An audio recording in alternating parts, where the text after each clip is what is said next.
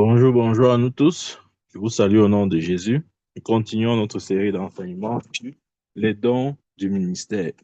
Hier, nous parlions du ministère d'évangéliste. Amen. Et aujourd'hui, nous allons parler du ministère de pasteur ou le pastorat.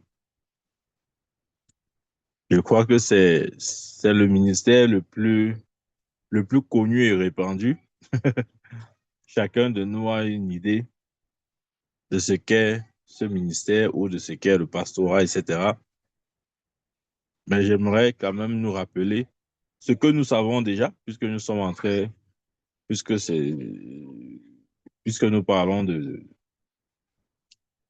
tous les dons du ministère. Déjà, il faut savoir que la caractéristique principale du pasteur, c'est son cœur de berger. Ouais, lorsque je parle de berger, gardons à l'image ce berger ou le berger avec les brebis. C'est-à-dire que celui qui a reçu du Seigneur le ministère de pasteur, il a un amour pour les brebis du Seigneur. Rappelez-vous, dans le ministère d'évangéliste, il amenait les âmes à Christ. Et quand les âmes viennent à Christ, ces âmes ont besoin d'être suivies dans une structure, qu'est l'Église. Ces âmes ont besoin d'être encadrées. Et l'encadrement des brebis ou le suivi des brebis relève du ministère pastoral. Voilà pourquoi j'ai dit la caractéristique du pasteur, c'est son cœur de berger. Amen. Parce que le berger, c'est un pasteur. C'est un synonyme si vous voulez. Ouvrons notre Bible dans Jean 10, verset 11.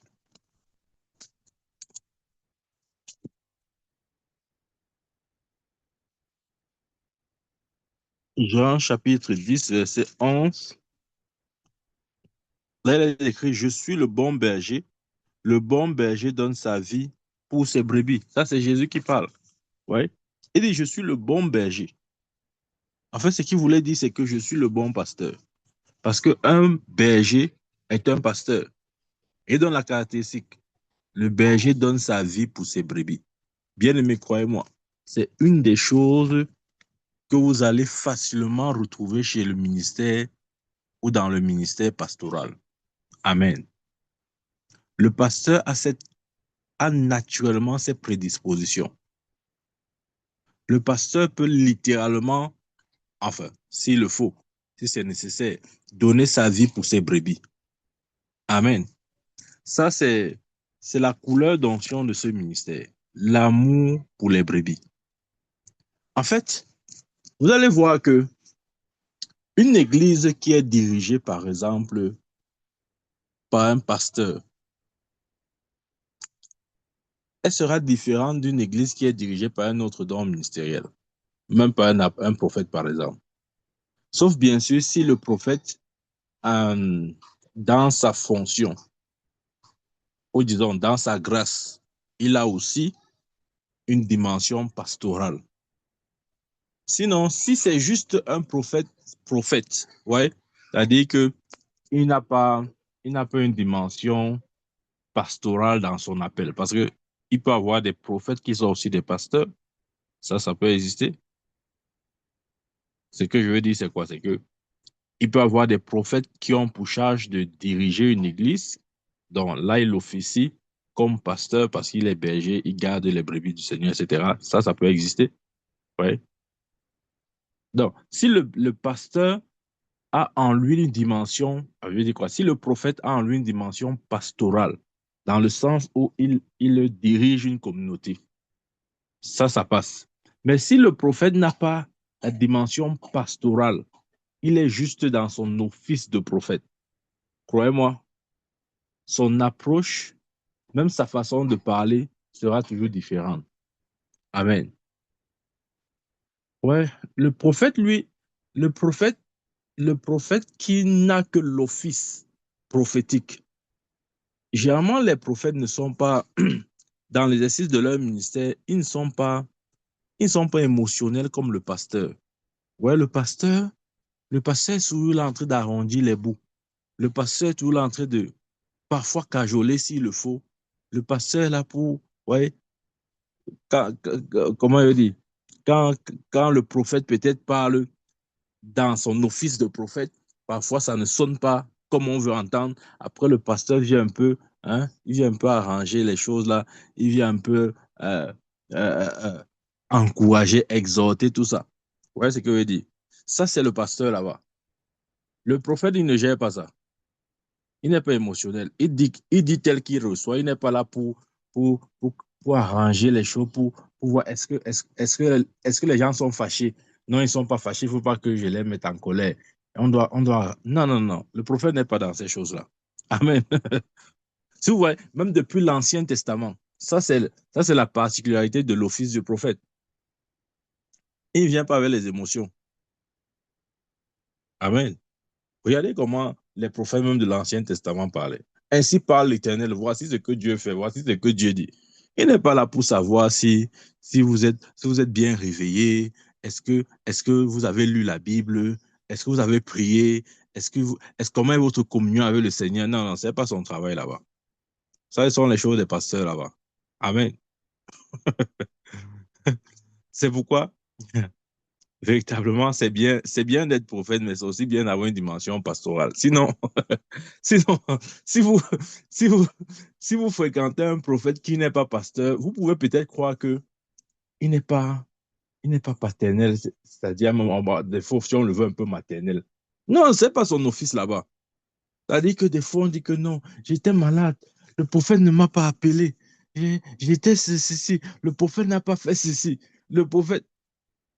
Croyez-moi, s'il n'a pas une dimension pastorale dans son appel, vous verrez très rarement un prophète faire ce genre de choses.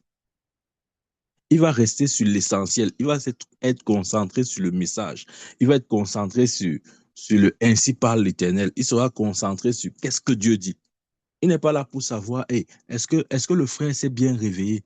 Non, non, non, le frère ne s'est pas réveillé. Appelons-le. Appelons-le pour savoir s'il a bien dormi. C'est comme ça. Ça, c'est l'office pastoral. Ça, c'est le pasteur qui fait les choses comme ça. Le prophète qui n'a pas la dimension pastorale, vous ne le verrez jamais faire ça. Vous allez attendre que non. Et il doit vous appeler pour savoir si vous avez bien dormi. Même s'il le fait, ça veille fort. Ce n'est pas dans ça. Ce n'est pas dans ses gènes spirituels ou gènes ministériels. Il n'est pas dans ces choses-là. C'est le pasteur qui fait ça. Voilà pourquoi le pasteur, c'est au pasteur que Dieu a donné la charge de paître les brebis, d'encadrer, du moins dans la dimension communautaire ou bien ecclésiastique, etc. Parce que justement, dans son ministère, il y a cette dimension de berger. Ouais, le berger est là pour veiller sur la croissance des brebis. Le berger est là pour savoir est-ce que ma brebis est bien réveillée? Est-ce qu'elle a mangé? Est-ce que ma brebis est malade? Est-ce que ma brebis a un besoin? Ça, c'est l'office pastoral. Il veille, il surveille, il contrôle, il pose des questions. Ouais, moi, le prophète n'est pas comme ça. Mm -mm. Le prophète n'est pas comme ça. Regardez, depuis l'Ancien Testament, vous verrez, même jusqu'au Nouveau Testament. Regardez, je vous donne un exemple. Quand il y avait la lutte, en fait, il y avait des problèmes dans l'Église primitive entre les veuves, entre les veuves. Certains veuves se sentaient délaissés, etc. OK? Pour cette tâche, vous avez vu que les apôtres se tenaient d'abord pour, enfin, essayer de gérer cette tâche-là. Mais ils n'ont pas pu le faire. Ils n'ont pas pu continuer. Pourquoi? Parce que ça n'entre pas dans leur fonction. Ouais. C'est-à-dire que, voilà pourquoi Pierre a dit, cherchez au milieu de vous des hommes remplis du Saint-Esprit. Nous allons leur imposer les mains. Ils s'occuperont de ce genre de tâches-là. Ouais. Parce que, comment il veut dire ça? Déjà, il y a une nuance, il y a un élément qu'il faut apporter, c'est que dans l'église primitive a commencé directement avec le ministère apostolique, c'est-à-dire avec les 12 apôtres de l'agneau, etc. Et progressivement, Dieu a développé les autres ministères, que ce soit l'évangéliste, que ce soit le ministère évangéliste, pastoral et tous les autres. Ouais. Donc, les apôtres n'étaient pas là pour savoir ou bien pour vérifier est-ce que le partage des biens a été fait, est-ce que qui est lésé, qui n'est pas lésé. On va faire comment? Non, vraiment, appelons la partie lésée, on discute avec eux. Ils n'ont pas ce temps-là. Ou du moins, l'office qu'ils ont reçu de Dieu les, les pousse à être plus concentrés ailleurs. Mais facilement, un pasteur peut faire ça. Facilement, un pasteur peut être dans ce genre d'administration-là. Ouais. Donc, voilà pourquoi nous devons bénir Dieu pour le ministère pastoral. Le ministère pastoral, c'est vraiment un très bon ministère. C'est un très bon ministère pour la croissance, si vous voulez, euh, le fait de veiller sur les brebis et les trucs de ce genre. Dans Hébreux chapitre 13, verset 20, il dit ceci. Hébreux 13, 20, que le Dieu de paix qui a amené d'entre les morts le grand pasteur des brebis par le sang d'une alliance éternelle, notre Seigneur Jésus-Christ. Ouais. Ici, Hébreu appelle Jésus le grand pasteur des brebis. Donc Jésus en lui-même, rappelons-nous, nous avons vu, Jésus était apôtre, Hébreu le présente comme l'apôtre et le souverain sacrificateur de notre foi. Il était prophète. L'ange a dit à Marie, c'est pourquoi le Saint-Enfant qui naîtra de toi sera appelé Fils de Dieu, parce qu'il est prophète de Dieu. Il était évangéliste, nous le voyons en Samarie, prêchant à cette femme qui amena ensuite tout le reste de la ville. Donc, il était aussi évangéliste. Amen. Et il était aussi pasteur. Hébreu le présente aussi comme pasteur. Amen. Et il était même docteur ou enseignant. Nicodème avait dit quoi? Il avait dit Rabbi. Rabbi qui veut dire maître ou enseignant. Nous savons que tu es de Dieu. Sinon, tu ne pourrais pas faire tous ces miracles. C'est-à-dire, Nicodème avait reconnu en Jésus la dimension de docteur. Lorsqu'il dit rabbi, il veut dire maître ou bien enseignant. Donc Jésus cumulait ces cinq ministères, ces cinq dons ministériels. Ayant officié dans tous ces cinq dons, il peut donc communiquer ces dons à certains hommes. Parce qu'il a été apôtre, il a été prophète, il a été évangéliste, il a été pasteur et il a été docteur. Amen. Ouais. Pour ceux qui ont la grâce de se tenir dans tous ces saints dons ministériels, c'est une grande bénédiction. Je vous assure, c'est une grande bénédiction. Dans 1 Pierre chapitre 2, verset 25, il dit, 1 Pierre chapitre 2, verset 25, car vous étiez comme des brebis errantes, mais maintenant vous êtes retournés vers le pasteur et le gardien de vos âmes, parlant de Jésus-Christ. Ouais. Donc, le ministère pastoral est indispensable aujourd'hui. Le ministère pastoral est indispensable aujourd'hui. Amen.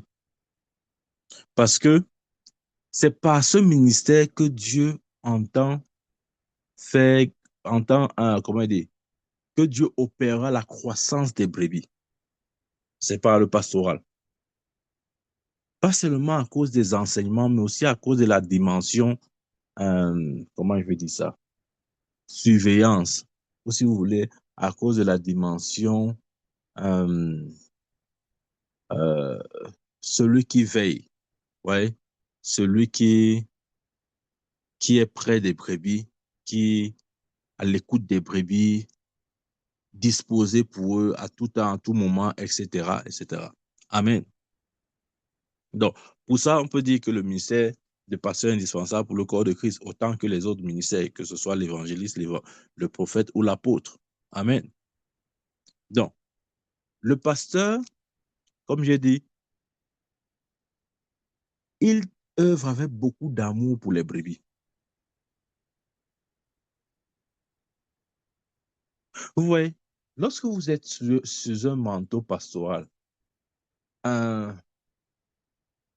facilement vous allez voir un suivi, entre guillemets, comment je vais dire ça? Je peux dire personnalisé, si on veut. C'est-à-dire que pour un pasteur, c'est facile pour lui de peut-être chaque matin appeler toutes ses brebis. Tu as bien dormi? Est-ce que tu as lu la Bible? Tu as prié? Non, il faut lire la Bible. Tu as compris, ma soeur? Il faut grandir dans la foi. C'est-à-dire, il est toujours au chevet des brebis. Parce que ça, c'est la couleur de son ministère. Il est toujours là pour savoir est-ce que la brebis a bien dormi. Il va te demander si tu as même mangé. Les choses même qu'il n'est pas censé te nourrir, mais il va vraiment faire l'être comme une mère poule, toujours en train de chouchouter, même de cajoler, ouais, il met un peu les brebis au petit soin, tout ça. Ça, c'est vraiment l'office pastoral là-bas. Amen. Et dans ce sens, on a aussi besoin.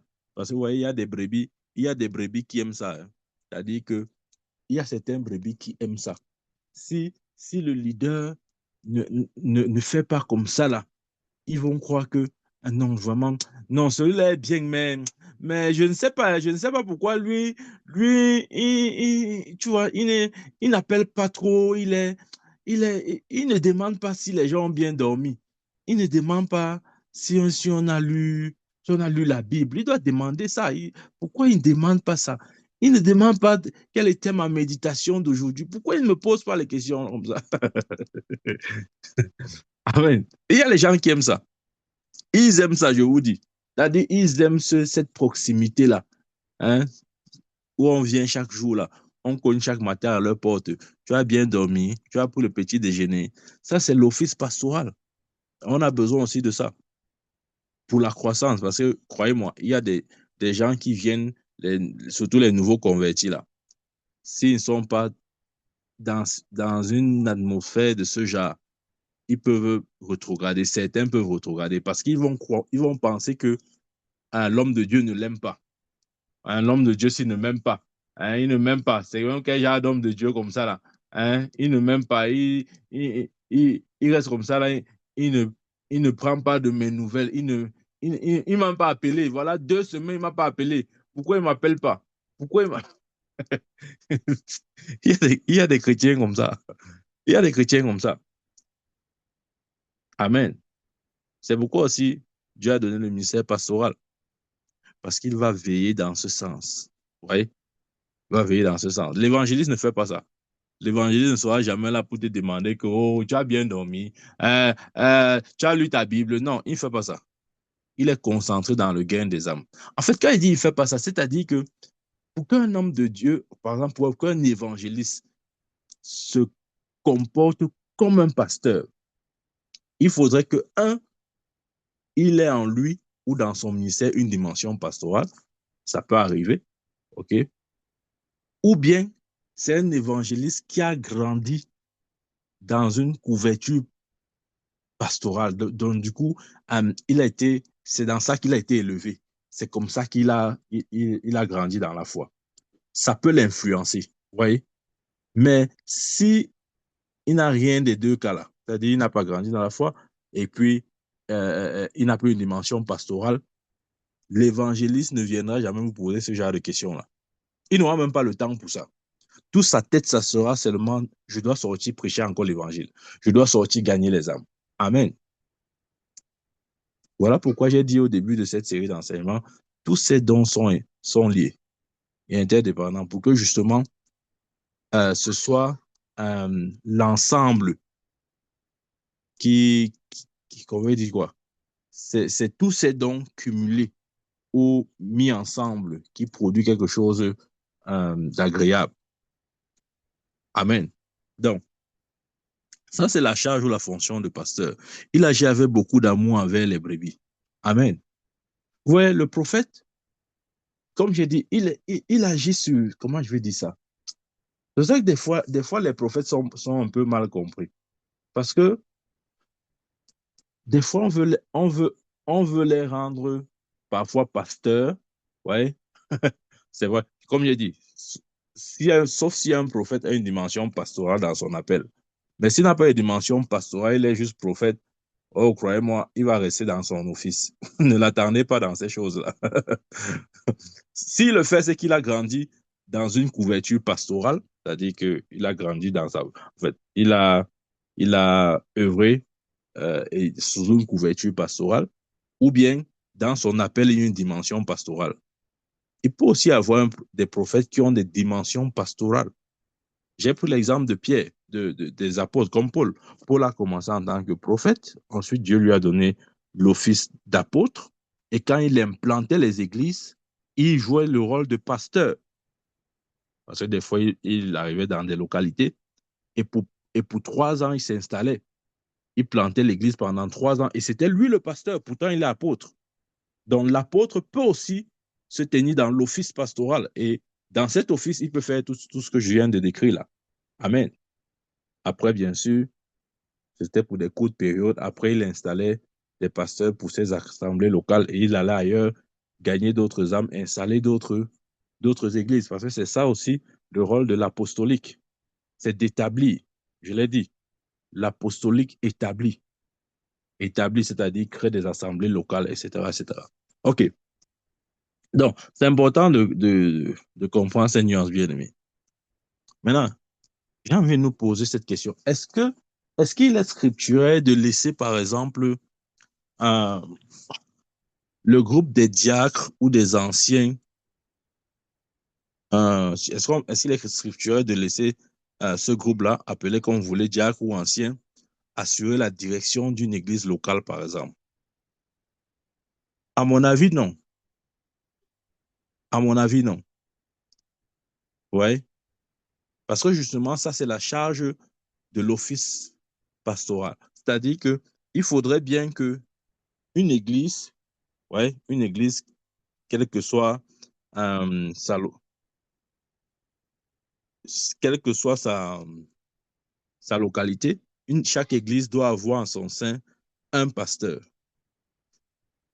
Et c'est le pasteur, c'est-à-dire le responsable de l'église locale, qui a la charge de diriger l'église. OK? Qui a la charge de diriger l'église. OK. Donc, nous ne pouvons pas, parce que je dis ça parce que souvent, les gens pensent que non. Les anciens et les diacres, c'est eux qui doivent assurer la direction de l'église. Non. La direction est confiée au pasteur. Dieu n'a jamais donné la direction à un groupe de personnes. C'est vrai, dans l'église primitive, ça se faisait. Nous pouvons voir des scénarios de ce genre où c'était des anciens qui étaient comme parfois des assistants ou même qui avaient la charge de la direction de l'église. Mais comme j'ai dit, n'oublions pas que l'église primitive est un contexte bien précis. Parce que dans l'église primitive, enfin, quand on parle de l'église primitive, c'est une église qui était jeune, que ce soit spirituellement comme physiquement. Ça veut dire que les dons ministériels n'étaient pas encore assez développés. Rappelons-nous, ils ont commencé en tant qu'apôtres.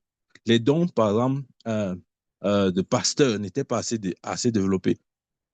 Donc voilà pourquoi des fois, Dieu permettait que des diacres ou des anciens, parfois, pouvaient assurer la direction ou la direction de l'église. Mais la direction d'une église locale, la charge de la direction d'une église locale incombe au pasteur. Amen. Ça, c'est important.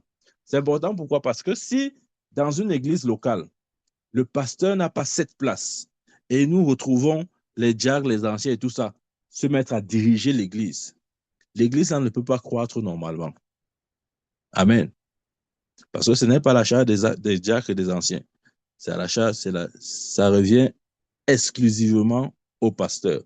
Oui, il peut être assisté dans cette tâche, mais c'est lui qui prend la direction ou qui donne la direction. Amen. Alors que le constat d'aujourd'hui est tout à fait différent.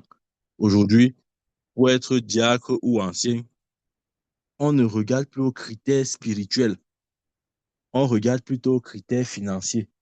Est-ce que il est qui? Il est DG, il est chef d'entreprise. Non, non, non, nommons-le ancien pour qu'il ne bouge pas. C'est-à-dire que tu vois quelqu'un qui vient à peine de donner sa vie à Jésus. On l'a déjà nommé ancien d'église. C'est-à-dire, je ne comprends. Et ce qui me choque, c'est que même dans l'église du Seigneur, on voit ce genre de choses. C'est-à-dire quelqu'un qui n'a même pas, il n'est même pas encore laid. Mais là, il y a le titre d'ancien. Tout ça pourquoi? Parce que parfois le leader essaie de dire non, non, non. Il ne faut pas qu'elle laisse partir la brebis, c'est comme ça là. Je dois l'occuper. Il faut l'occuper rapidement. Et la meilleure façon d'occuper une telle brebis, c'est de lui donner un poste. Et le voici alors, avec son poste d'ancien. Lui-même, il sait qu'il est incompétent. C'est-à-dire, il ne connaît rien, que ce soit spirituellement, parfois même mentalement. Amen.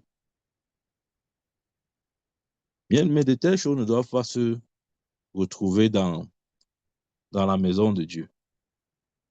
Les charges du ministère, ou disons les responsabilités ministérielles, ne se donnent pas sur la base des critères financiers, non. Ça n'a rien à voir. Ça n'a absolument rien à voir. Si Dieu t'a béni, tant mieux. Mais ça ne te donne pas forcément le pouvoir, le droit d'occuper le rang d'ancien ou de diacre ou même de pasteur.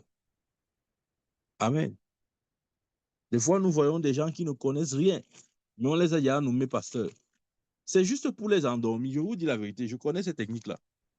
C'est juste pour l'endormir comme ça. Il croit qu'il y a aussi quelque chose, alors qu'il n'est rien du tout. La preuve qu'il n'est plus cet argent, vous allez voir.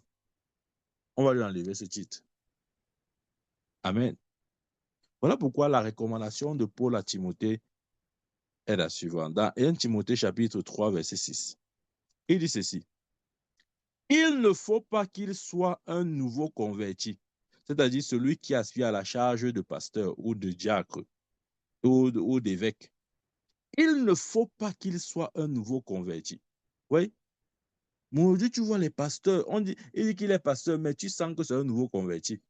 Ouais, le nouveau converti n'a rien à voir avec le nombre d'années. Ça a tout à voir avec la maturité. Tu peux avoir 10 ans de foi, mais spirituellement, tu es un nouveau converti. Et la Bible ici déconseille ça, de telles pratiques. Il ne faut pas qu'il soit un nouveau converti, de peur qu'enflé d'orgueil, il ne tombe sous le jugement du diable. Donc, c'est dangereux de prendre un nouveau converti et de faire d'un nouveau converti un pasteur. Mais c'est sa vie en danger. Il va tomber sous le jugement du diable. C'est ce que la Bible dit. Amen. Et si c'est vrai pour la charge d'évêque, c'est vrai pour toutes les autres fonctions dans l'Église. On ne doit pas nommer quelqu'un juste parce que non. On dit non, on va faire comment? Il faut quand même que... Non, non, non. Les choses spirituelles doivent rester sacrées. Amen. On doit tenir pour sacrer les choses spirituelles. Ce ne sont pas des choses où on se réunit comme ça, c'est pas un club d'amis. Ouais, l'œuvre de Dieu n'est pas un club d'amis où on dit que non, vraiment, bon, les amis du quartier Rousseau. Voilà, le club des anciens du quartier Rousseau. Tu remarques ton ami avec qui tu as grandi. Comme tu es pasteur, vous avez gardé des bonnes relations. Tu vois, je veux faire comment? Tu l'évangélises. Il bagarre pour accepter Jésus. Après, il accepte à demi-mot. Maintenant, pour croyant, je dis bien croyant que tu pourras justement le sceller ou quoi que ce soit, tu le nommes une fois diacre ou ancien. C'est-à-dire, le gars, là, il n'est même pas encore nouveau converti. C'est-à-dire, il a même accepté Jésus parce que, à cause de votre amitié, ce n'est même pas parce qu'il voulait accepter Jésus. C'est parce qu'il ne voulait pas être désagréable avec toi. Mais tu l'as ya nommé pasteur. Tu l'as ya nommé ancien. Ouais. Tu es en train de le mettre sous le jugement du diable. Amen. Les choses spirituelles, ça ne rigole pas. C'est ça ou ce n'est pas ça. Amen. C'est vrai. Aujourd'hui, ceux qu'on appelle anciens diacres, croyez-moi, ils ne connaissent rien du ministère. Moi, j'en ai vu. On les établit tous les jours. Tu vois même, je ne veux pas juste citer les noms. Il y a certaines églises où on dit voici le diacre. Tout le quartier sait que c'est un sorcier. Mais là, à l'église, on l'appelle ancien. Et tout le monde sait que le gars est sorcier. Mais à l'église, tu vas voir, on va dire que l'ancien tel. Mais de qui se moque-t-on? Tout le monde sait dans son quartier, c'est celui-ci, c'est un puissant sorcier. Mais on va te dire qu'il est ancien à l'église telle.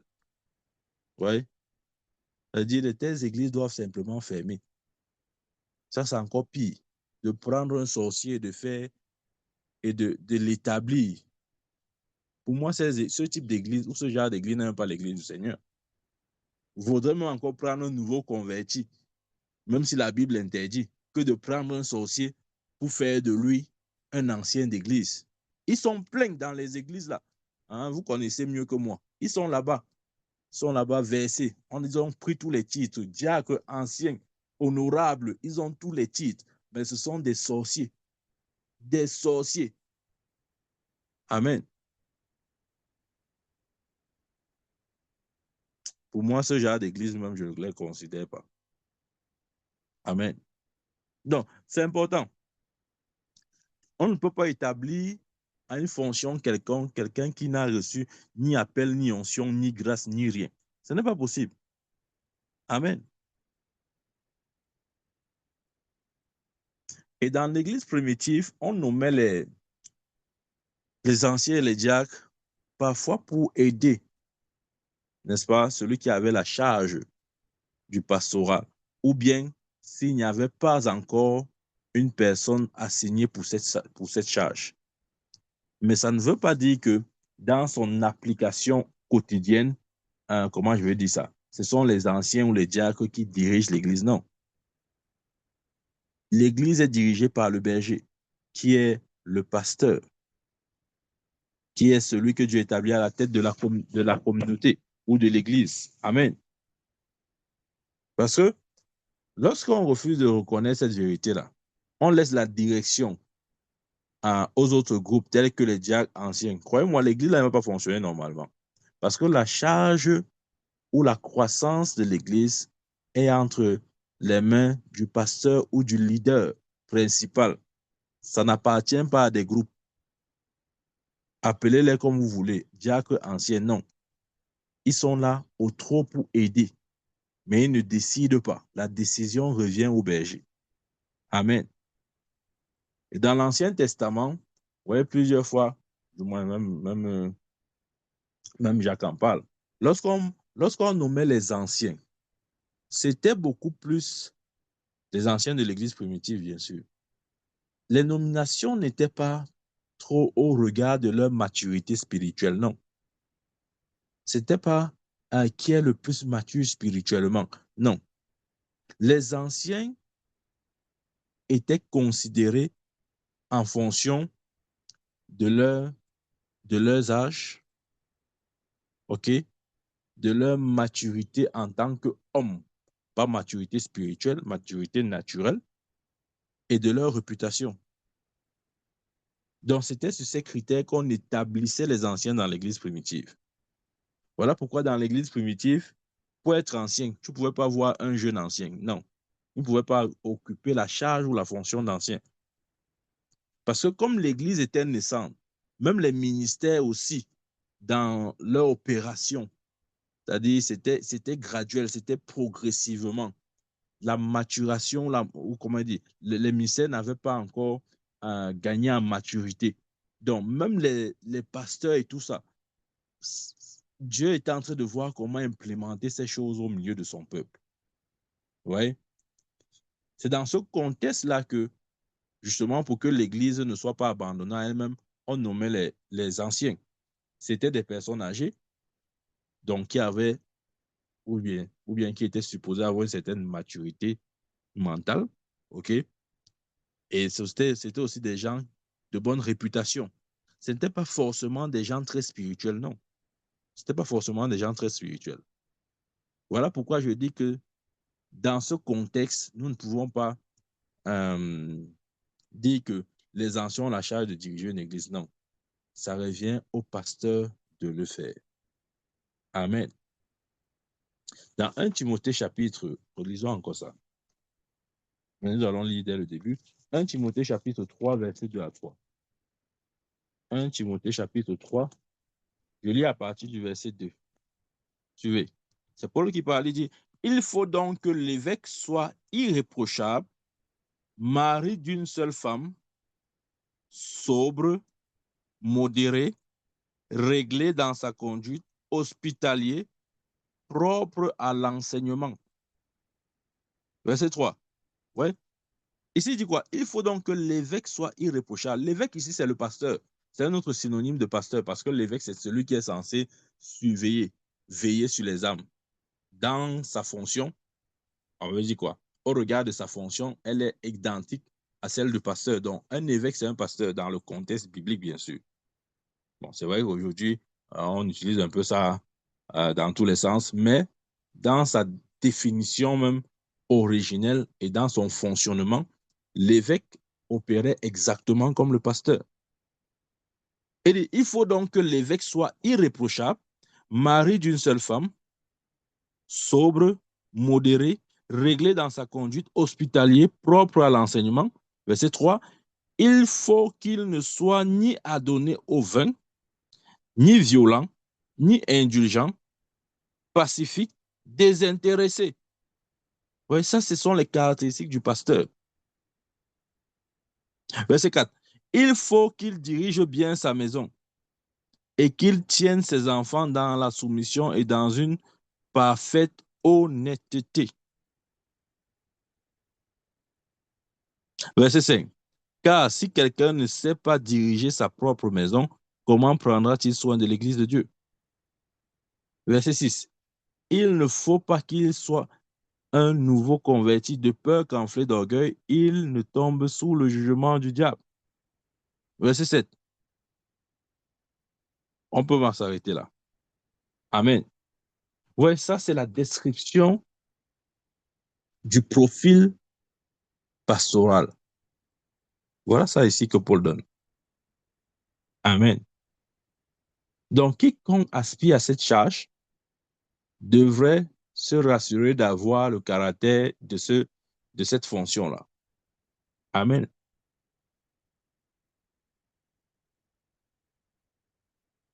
Donc, c'est bien les pasteurs. C'est bien les pasteurs. Ouais, le ministère pastoral, comment je vais dire ça? Ça apporte un équilibre, et ça c'est vrai, ça apporte un équilibre un peu plus total chez le croyant. Bien sûr, en considérant que celui-ci a peut-être commencé, enfin, depuis, depuis sa nouvelle naissance. Parce que, pour la simple raison, j'ai dit tout à l'heure, le chrétien naît de nouveau, celui qui est encore bébé, qui vient de donner sa vie à Jésus. Je crois que celui-là a beaucoup plus besoin du ministère pastoral. Je vous dis la vérité. Je crois qu'il a beaucoup plus besoin du ministère pastoral. Parce que s'il naît de nouveau, il est comme un bébé qui naît physiquement. Le bébé qui naît physiquement, c'est-à-dire nos bébés et nos enfants que nous accouchons, lorsqu'il naît, il a besoin de soins, il a besoin d'attention. Ça, c'est le rôle généralement que les mamans apportent. Ouais. Mais le père va venir peut-être dans la dimension éducation. Or, pour parler d'éducation, il faudrait déjà que l'enfant ait déjà même au moins 2 ans de vie. On ne peut pas communiquer une éducation à un enfant de moins de 2 ans. Il ne peut pas encore saisir, il ne peut pas discerner le bien du mal. Donc, au moins pour sa période de 0 à 2 ans, il a un peu plus besoin de soins que d'éducation. Voilà pourquoi je dis que celui qui naît de nouveau fraîchement, s'il est sous une influence pastorale, ça peut plus l'aider. Ça va plus l'aider parce que il est dans les besoins. En fait, ses besoins ne sont pas forcément du type instruction ou éducation, non. Il a plus des besoins d'attention. Ouais. Il a plus besoin que l'homme de Dieu ou le serviteur de Dieu peut-être l'appelle chaque jour pour savoir s'il a bien dormi, est-ce qu'il a les sujets de prière, vous voyez ce genre de choses. Est-ce que est-ce qu'il veut que Dieu, est-ce qu'il y a quelque chose qu'il veut que Dieu fasse pour lui? Est-ce que est-ce que tout va bien? Est-ce qu'il a lu sa Bible? Ça, c'est vraiment le pasteur. Ça, c'est vraiment son office. Voilà pourquoi je pense que celui qui vient de naître de nouveau, là, au moins pour ses débuts, il a plus besoin du ministère pastoral de tous les autres ministères. Parce qu'il est comme cet enfant qui vient. C'est-à-dire, imaginez un enfant on a accouché. Vous pensez que cet enfant-là a besoin de l'éducation? Non, il n'a pas besoin de l'éducation. Il a besoin de l'attention pour un début. Il a besoin de savoir que s'il crie, quelqu'un va venir le porter. Il a besoin de savoir que s'il crie, quelqu'un va mettre la nourriture dans sa bouche. Vous voyez ce qu'il veut dire? Jusqu'à ce qu'il atteigne un âge où il peut recevoir l'éducation même. C'est peut-être là où il aura besoin maintenant de la figure paternelle qui va peut-être donner des lignes, des conduites, etc. Mais jusqu'à ce qu'il atteigne ce niveau, il a besoin plus de sa mère que de son père. Vous voyez? Voilà pourquoi celui qui naît de nouveau, je crois il a plus besoin du ministère pastoral que même du ministère de prophète. Parce que vous voyez, le prophète va rester toujours dans ces choses bizarres là, où il est seulement dans ces choses que lui seul il comprend. Alors que la brebis, à ce moment, n'a pas forcément besoin de ça. Elle a besoin de, oh, est-ce qu'il m'a appelé ce matin pour savoir si j'ai bien dormi? Hein, le pasteur m'a appelé. Et elle est contente, la brebis est très contente. Non, mon pasteur m'appelle chaque matin pour savoir si j'ai bien lu la Bible. Mon pasteur, le prophète ne fait pas ça. Hein. Non, non, non, il ne va pas te faire ça. Non, non, ne te dit qu'il va pas. C'est un prophète qui te parle. Il ne va pas faire ça. Si tu veux lire, si tu veux lire, il va tout te dire ce qu'il faut faire. Toi, il te donne juste l'instruction. Il est dans la dimension de l'éducation. Il n'est pas dans la dimension de prendre soin, de cajoler. Non, il ne fait pas les choses comme ça là. C'est pourquoi je crois que quelqu'un qui vient de donner sa vie à Jésus, il a plus besoin du ministère pastoral que prophétique, pour un début au moins, pour que justement la mayonnaise prenne un peu, vous voyez, pour que justement il commence un peu à, c'est-à-dire le temps pour lui d'apprendre à ramper, sinon marcher. Et après, maintenant, on peut commencer dans l'éducation, ouais. Parce que celui qui vient de donner sa vie à Jésus, il ne veut, il est tellement, comment dire, il est tellement bébé dans son esprit qu'il a plus besoin de soins que d'éducation. Et si l'homme de Dieu n'a pas une dimension pastorale, la brebis en ce moment même peut se décourager.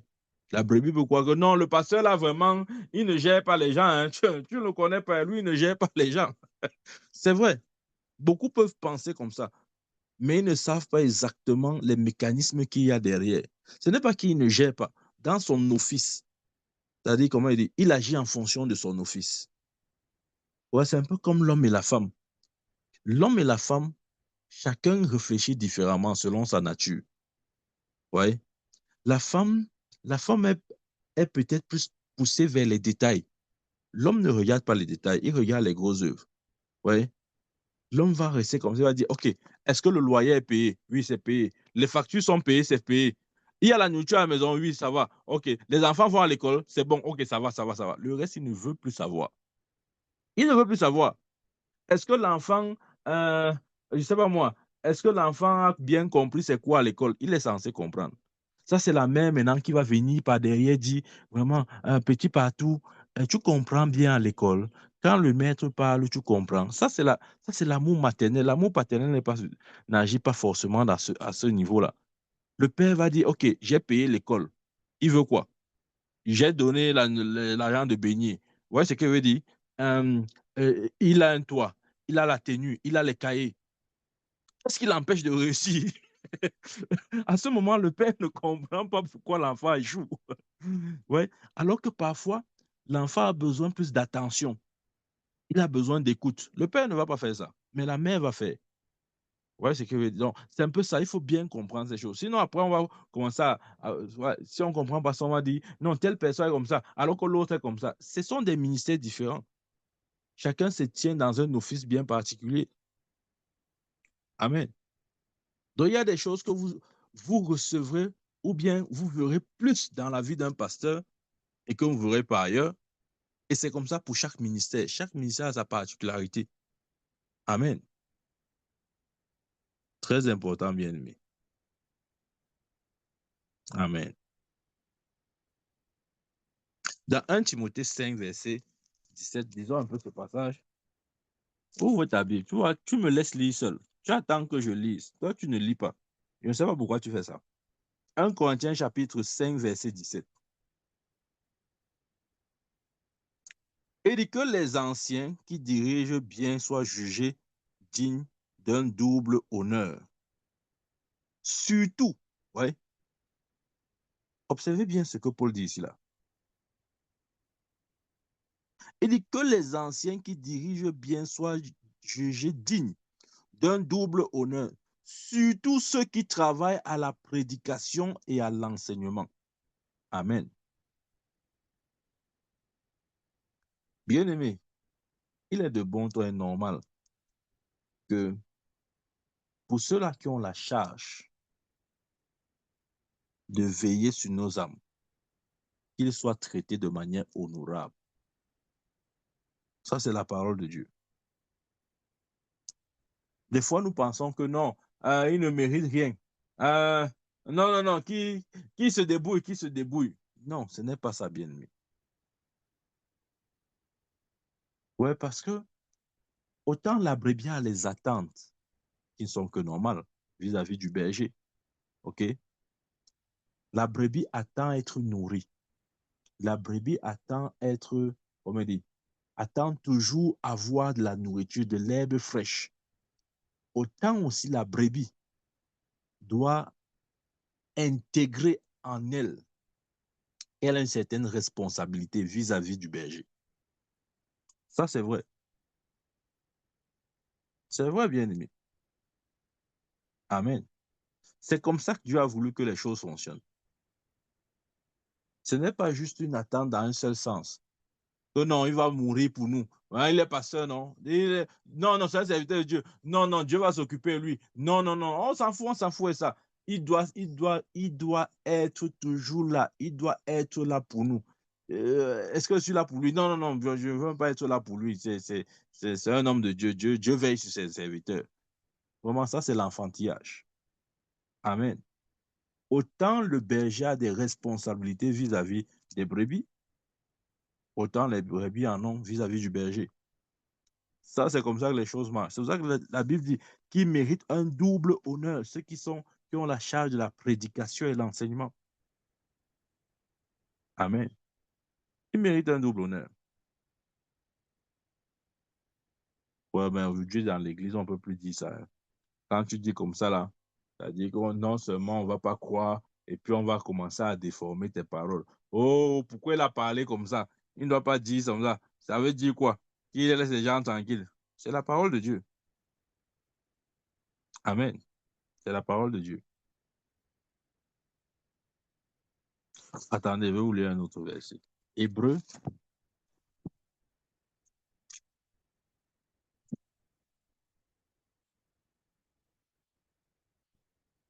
Hébreu chapitre 13, je crois. Attendez que vous trouvez le verset là. Voilà. Regardez, hein. Regardez. Hébreu 13, verset 17. Obéissez à vos conducteurs et ayez pour eux de la déférence. Ouais. Ayez pour eux quoi? De la déférence. Car ils veillent sur vos âmes comme devant rendre compte. Qu'il en soit ainsi, afin qu'ils le fassent avec joie et non en gémissant, ce qui ne vous serait d'aucun avantage. Ouais, c'est la Bible. Hein. C'est dans ta Bible. Je n'ai pas lu ça ailleurs. Obéissez à vos conducteurs et ayez pour eux de la déférence. Ayez pour eux, Timothée a parlé d'un double respect. Surtout ceux qui ont la charge de la prédication et l'enseignement. Ayez pour eux de la déférence car ils veillent sur vos âmes comme devant rendre compte. Chaque berger va rendre compte des âmes sur lesquelles Dieu l'a établi. C'est vrai, bien-aimé. Voilà pourquoi dans dans l'exercice de leur fonction, il ne faudrait pas qu'ils agissent ou qu'ils le fassent comme, c'est-à-dire avec pincement. Ils doivent le faire avec joie. C'est ce que la Bible dit. Qu'il en soit ainsi afin qu'ils le fassent avec joie et non en gémissant. Ouais, des fois, il y a les brebis qui te font seulement gémir. Tu dis que, mais Seigneur, qui m'a même mis, qui, qui a même permis que mon chemin croise celui-ci? Comment nos chemins ont fait pour se croiser? Parce que justement, il fait tout ce qui va t'énerver. En fait, il est même très intentionnel dans ses actions. C'est-à-dire, il veut seulement t'énerver. La Bible dit ça ne sert à rien. Afin qu'il le fasse avec joie et non en gémissant. Il donne la raison. C'est qui ne vous serait d'aucun avantage. Amen. Ouais, ce n'est pas facile de se tenir dans l'office ou dans le ministère de la prédication ou de l'enseignement. Oh, ce n'est du tout pas facile, croyez-moi. Ce n'est du tout pas facile. C'est un travail. C'est un travail. Si tu ne crois pas que c'est un travail, essaye de parler tous les jours. Tu vas voir que c'est un travail. Parce que, ouais, comme quelqu'un a dit, c'est le travail de l'autre est toujours facile. Si tu crois qu'enseigner chaque jour n'est pas un travail, essaye d'enseigner tous les jours, on voit. Essaye d'apporter des enseignements sur différents thèmes tous les jours, on voit. C'est un travail. Voilà pourquoi Dieu ne voudrait pas que celui qui se tient dans ce travail le fasse avec pincement ou avec gémissement. Il doit le faire avec joie. Amen. Bien-aimé, rassure-toi que tu sois toujours parmi ceux qui procurent la joie. Amen. Chacun doit se rassurer. Ce sont les Écritures. Donc, bien-aimé, je n'invente rien. Donc, le pasteur, c'est le berger. Le pasteur, c'est celui qui prend soin. Le pasteur, c'est celui qui veille. Le pasteur, c'est celui qui est à l'écoute, qui est au chevet du lit. Oui, OK? Ouais. Lorsque l'église est dirigée par un pasteur, c'est-à-dire, il fait comme une mère poule. Il est capable d'aller maison après maison, demander à chacun, tu vas bien? C'est vraiment pour demander, tu vas bien? Ça va? Ta foi va bien? Toutes ces choses-là. Amen. Et pour cette fonction, il a besoin de faire avec joie. Il a besoin de faire avec joie. Amen. Donc, autant il a des responsabilités, autant aussi la brebis a des responsabilités vis-à-vis de lui. Ça, c'est important, bien, mais il faut dire la vérité aux chrétiens. Il ne faudrait pas que le responsable agit avec gémissement, c'est-à-dire il le fait à contre-cœur, il le fait juste parce que, bon, il doit le faire, mais la joie est partie. Non, ce n'est pas bon. Amen. Donc ça, c'est le ministère pastoral. Je bénis Dieu pour les pasteurs, pour ceux qui ont cet appel. Pour ceux qui ont cet appel, c'est un appel louable, honorable et digne d'être respecté surtout, parce que ce n'est pas facile. Ce n'est pas facile, par exemple, d'appeler chaque matin chaque brebis, l'une après l'autre. Tu as bien dormi, tu as lu ta Bible. Ouais, tu n'as pas prié. On ne t'a pas vu à la réunion. Tu étais où? Mais on a fait la réunion, non? Mais on ne te voit même pas à la prière matinale. Mais tu es où? Ouais, non, viens, non, viens. Il faut venir. Il faut venir. Pourquoi tu pars? Non, viens, viens. Il faut te connecter, non? Ça te coûte quoi? Bien aimé, c'est un travail. Moi, je respecte ceux qui ont ce travail-là. Je les respecte hautement. C'est un travail intense. Amen. Ouais, je crois que vraiment, les nouveaux convertis ont vraiment besoin de ce ministère. Ils ont besoin de ce ministère. Parce que si un nouveau converti, si un nouveau converti est directement soumis à un ministère prophétique, c'est-à-dire que le prophète va le faire grandir avant son âge. Vous voyez ce qu'il veut dire? C'est-à-dire qu'il va mûrir avant son âge. Parce qu'il y aura des phases qui vont sauter. C'est-à-dire qu'il ne va pas prendre une croissance normale. Ouais.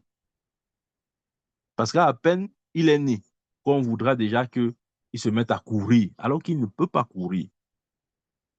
Vous voyez ce que je veux dire? Or, le pasteur sait ça. Le pasteur sait que non, il ne peut pas encore courir. Il a besoin de marcher, de ramper même. Le prophète viendra dire, non, non, tu dois courir. Cours, cours, cours, exerce tes jambes, exerce tes jambes.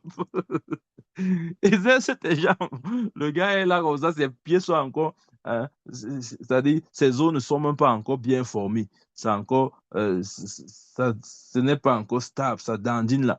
Mais le prophète viendra seulement dire, exerce tes jambes, exerce tes jambes, exerce tes jambes. Alors que lui, il a besoin encore des soins, des petits soins. Il a besoin de quelqu'un qui va venir le porter dès qu'il va pleurer. Il a besoin de quelqu'un qui viendra lui donner la nourriture dans la bouche dès qu'il va pleurer. Ça, c'est le pasteur. Le prophète ne fait pas ça. Il n'y a pas ça. Il n'y a pas ça dans son appel. Lui, il est dans la direction, dans l'instruction, dans l'éducation. Je crois que vraiment, ouais, c'est pour ça que ces ministères se complètent. Ces ministères se complètent. Amen. Ces ministères se complètent vraiment. Donc, bénissons Dieu pour les pasteurs. Que Dieu les fasse prospérer dans leur ministère et que justement, cela apporte une croissance stable et durable dans la vie des brebis. Et nous bénissons également Dieu pour les autres ministères, pour l'évangéliste qui nous apporte les âmes. Nous bénissons Dieu pour le prophète qui nous apporte la révélation. Nous bénissons Dieu pour les apôtres qui apportent non seulement la révélation, mais qui donnent la structure, le cadre, etc. Ouais, c'est comme un puzzle. C'est l'ensemble des pièces mises ensemble qui donnent l'image finale.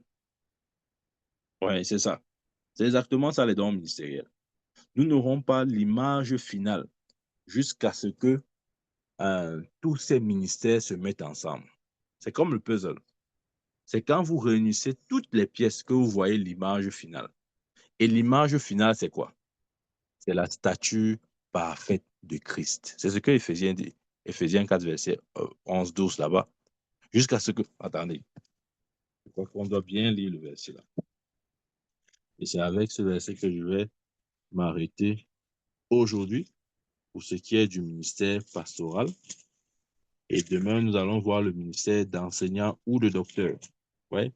Il dit, il a donné les uns comme apôtres, les autres comme prophètes, les autres comme évangélistes, les autres comme pasteurs et docteurs, pour le perfectionnement des saints en vue de l'œuvre du ministère et de l'éducation du corps de Christ, jusqu'à ce que nous soyons tous parvenus. Ouais, l'image, c'est quoi? Des saints dons ministériels, c'est comme j'ai dit, des pièces de puzzle. Et quand vous réunissez toutes les pièces d'un puzzle, vous avez l'image du puzzle. Et l'image ici, c'est quoi? C'est jusqu'à ce que nous soyons tous parvenus à l'unité de la foi et de la connaissance du Fils de Dieu, à l'état d'homme fait à la mesure parfaite, à l'état d'homme fait à la mesure de la stature parfaite de Christ. L'image finale, c'est la stature parfaite de Christ. Que l'Église soit exactement comme Christ. C'est ça l'image finale. Mais ce n'est possible que lorsque les saints ministères mettent ensemble, chacun avec sa grâce, sa spécificité, pour que justement les saints, c'est-à-dire l'Église, parviennent à la mesure de la stature parfaite de Christ. Amen.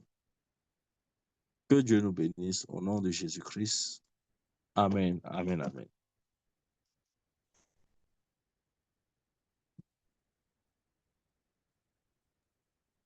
Amen, papa. Amen, amen, amen. Que Dieu te bénisse.